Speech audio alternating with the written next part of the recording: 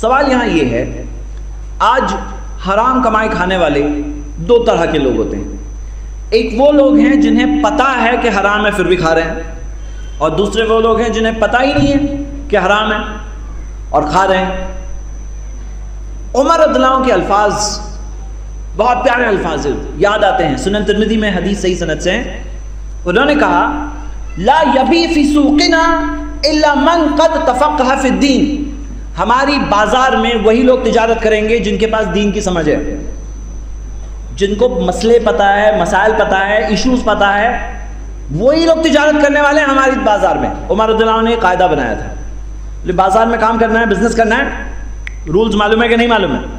لیکن میرے بھائیوں آج افسوس کیا معاملہ ہے کہ بہت سے لوگوں کو تجارت کے بیسک رولز نہیں پتہ ہوتے ہیں.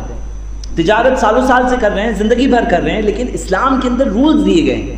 دیکھیے کیا معاملہ ہے، ہمارا مذہب وہ مذہب ہے جس نے ہمیں زندگی جینے کا طریقہ سکھایا، جس نے ہمیں کیا اچھا ہے کیا برا ہے سکھایا، ہمیں اللہ تعالیٰ سے جوڑا، صحیح ایمان سکھایا، صحیح عبادت ہمیں پتہ چلی، صحیح آداب پتہ چلے، صحیح اخلاق پتہ چلا، اسی طرح سے صحیح معاشی نظام بھی پتہ چلا.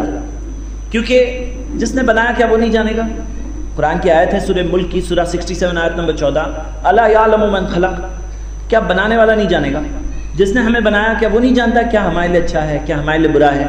میرے بردرز اینڈ سسٹرز، یاد رکھو جو کچھ اللہ نے کہا وہ ہمارے بھلے کے لیے ہے، اور جو کچھ انسان اللہ کے بتائے ہوئے باتوں کو، اللہ کی بتائی ہوئی باتوں کو اپوز کرتے ہیں، اس کے خلاف جاتے ہیں، اس کے برے انجام ہیں دنیا میں بھی اور آخرت میں بھی. مثال کے طور پہ سودی سسٹم دیکھ لو. آج سودی سسٹم پوری طرح سے چھایا ہوا ہے. چھایا تو ہوا ہے، افسوس کی بات یہ ہے کہ کتنے سارے ایمان والے بھی غلام بن گئے اس سسٹم کے. اس سے آگے ان کے ذہن کام نہیں کرتا ہے، وہ غلامی کے شکار ہو چکے ہیں.